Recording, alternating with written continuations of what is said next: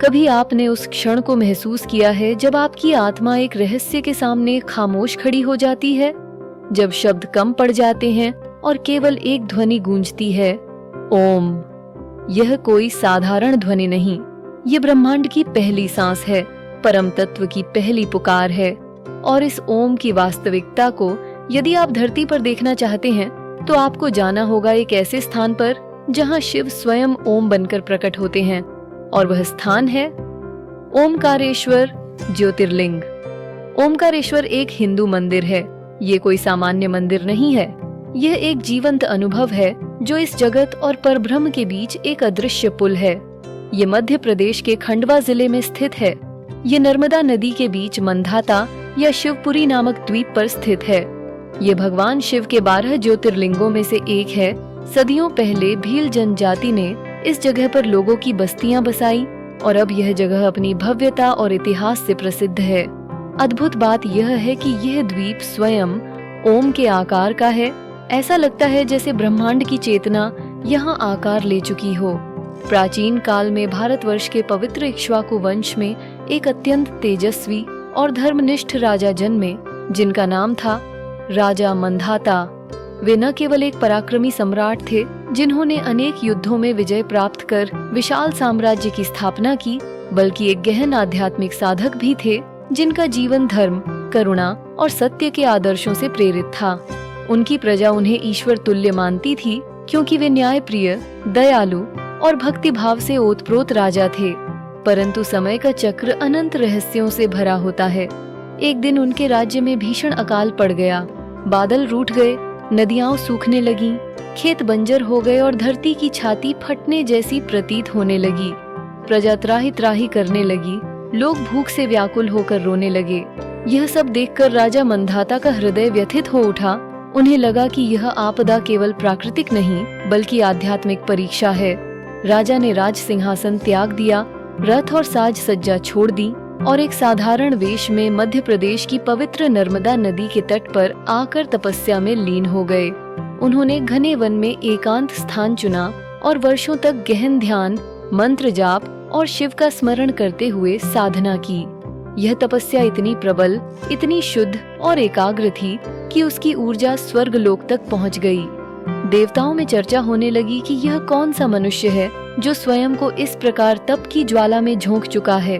उनके तप से ब्रह्मांड की धड़कनें भी थम सी गई थीं।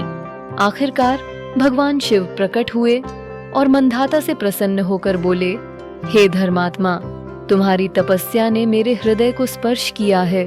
तुम्हारे जैसे तपस्वी की साधना व्यर्थ नहीं जा सकती। मैं तुम्हारी भक्ति से प्रसन्न होकर इस स्थान पर स्वयं एक ज्योतिर्लिंग के रूप में प्रकट हो रहा हूँ। मेरी यह दिव्य मूर्ति सदा यहाँ निवास करेगी। जो भी सच्चे मन से यहाँ मेरी उपासना करेगा वह मोक्ष को प्राप्त करेगा।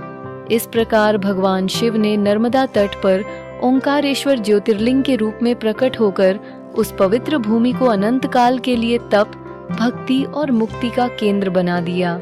राजा मंधाता ने अपना शेष जीवन शिव की सेवा और साधना में समर्पित कर दिया और उनकी कथा आज भी श्रद्धालुओं के हृदय में ज्वाला की तरह जलती है, यह सिखाते हुए कि सच्ची भक्ति से स्वयं भगवान को भी धरती पर आना पड़ता है। पुराणों के अनुसार एक बार ब्रह्मा और विष्णु में यह विवाद हो गया कि उनमें से श्रेष्ठ कौन है। दोनों अपने अपने ज्ञान और शक्ति को सर्वोपरि मानते थे। तभी उनके सामने एक रहस्यमयी अग्निस्तंभ प्रकट हुआ जिसकी न कोई शुरुआत थी न अंत। भगवान शिव ने आदेश दिया, यदि तुम दोनों स्वयं को सर्वश्रेष्ठ मानते हो तो इस स्तंभ का प्रारंभ और अंत खोज कर लाओ। ब्रह्मा ऊपर की ओर चल पड़े और विष्णु नीचे की ओर। विष्णु ने पाताल तक जाकर हार स्वीकार ली, लेकिन ब्रह्मा ने एक केतकी पुष्प से झूठ कहलवाया कि उन्होंने स्तंभ का अंत देख लिया।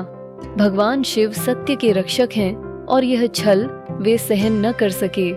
उन्होंने ब्रह्मा को शाप दिया कि पृथ्वी पर उनकी पूजा नहीं होगी और केतकी के पुष्प को भी पूजा से वंचित कर दिया। इसी स्थान पर भगवान शिव ने स्वयं को ज्योति के रूप में प्रकट किया और वह दिव्य प्रकाश ज्योतिर्लिंग कहलाया, जिसे आज ओमकारेश्वर कहा जाता है।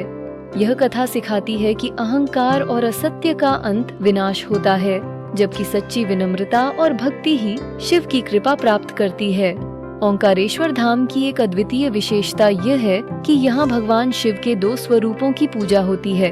एक को ओंकारेश्वर कहा जाता है और दूसरे को ममलेश्वर या अमलेश्वर। धार्मिक मान्यता के अनुसार ओंकारेश्वर शिव का निर्गुण रूप है जो निराकार और सभी भौतिक सीमाओं से परे है। वहीं ममलेश्वर शिव का सगुण रूप माने जाते हैं जो भक्तों के प्रेम, भक्ति और भावनाओं से सीधे जुड़ते हैं। कहा जाता है कि जो भक्त केवल ओंकारेश्वर के दर्शन करके लौट जाते हैं उनकी यात्रा अधूरी मानी जाती है जब तक वे ममलेश्वर के भी दर्शन न कर लें। यही कारण है कि इन दोनों लिंगों की संयुक्त आराधना को पूर्ण तीर्थ यात्रा का रूप दिया गया है। नर्मदा नदी को भगवान शिव की बहती हुई शक्ति माना जाता है। स्कंद पुराण में वर्णित है कि नर्मदा की उत्पत्ति स्वयं शिव के पसीने से हुई थी, इसलिए यह नदी केवल एक जलधारा नहीं बल्कि शिव की जीवंत ऊर्जा है। यह भारत की एकमात्र ऐसी नदी है जिसकी परिक्रमा की जाती है, जो हजारों किलोमीटर लंबी होती है और अत्यंत कठिन मानी जाती है। ओंकारेश्वर इस दिव्य परिक्रमा का एक प्रमुख केंद्र है, जहां हर वर्ष हजारों श्रद्धालु जुटते हैं। कई साधक तो अपना पूरा जीवन नर्मदा परिक्रमा में समर्पित कर देते हैं, क्योंकि उनका विश्वास है कि इस यात्रा से न केवल पापों का नाश होता है बल्कि आत्मा में ईश्वर का साक्षात प्रकट होता है। आज भी कई श्रद्धालु यह अनुभव करते हैं कि जब वे ओंकारेश्वर पहुंचते हैं तो वहां की हवा, मंदिर की घंटियों की गूंज और नर्मदा की लहरों का स्वर मिलकर मानो ओम की दिव्य ध्वनि उत्पन्न करते हैं। एक घटना में नीरज नामक एक युवक जो वैज्ञानिक प्रवृत्ति का था, केवल जिज्ञासावश ओंकारेश्वर पहुंचा। उसका मन भक्ति से नहीं बल्कि तथ्यों और रहस्यों को जानने की चाह से भरा था। लेकिन जैसे ही उसने मंदिर में प्रवेश किया, उसकी आंखों से अनायास आंसू बहने लगे। वह कहता है कि उसे वहां कोई मूर्ति तो नहीं दिखी, लेकिन उसने चारों ओर एक अदृश्य दिव्य शक्ति की गहन उपस्थिति को स्पष्ट रूप से महसूस किया। ओंकारेश्वर मंदिर की स्थापत्य कला नागर शैली की एक उत्कृष्ट मिसाल है। इसका ऊंचा शिखर, गुंबद और दीवारों पर की गई अद्भुत नक्काशी सभी में भगवान शिव के प्रति गहन भक्ति की अभिव्यक्ति देखी जा सकती है। हर पत्थर मानो शिव का नाम जप रहा हो और हर कोना ध्यानमग्न प्रतीत होता है। मंदिर का पूरा ढांचा न केवल वास्तुकला का चमत्कार है बल्कि आध्यात्मिक ऊर्जा का भी केंद्र है, जो भक्तों को एक अलग ही अनुभूति कराता है। ये दिव्य मंदिर नर्मदा नदी के बीच बने एक पवित्र द्वीप पर स्थित है।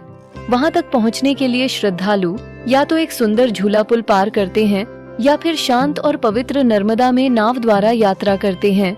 यह संपूर्ण यात्रा अपने आप में एक आध्यात्मिक अनुभव बन जाती है। जैसे जैसे भक्त मंदिर की ओर बढ़ता है, वैसे वैसे उसका मन सांसारिक विचारों से हटकर भक्ति और आत्मिक शांति की ओर अग्रसर होता है। ओम कोई साधारण मंत्र नहीं है, बल्कि यह संपूर्ण ब्रह्मांड की चेतना का मूल स्रोत है।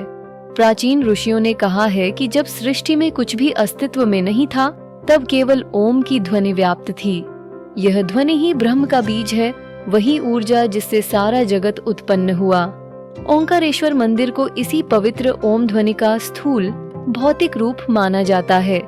जब कोई श्रद्धालु यहाँ आता है तो उसे यह एहसास होता है कि ईश्वर केवल पूजने योग्य कोई बाहरी शक्ति नहीं है, बल्कि वह हमारी आत्मा का ही विस्तार है।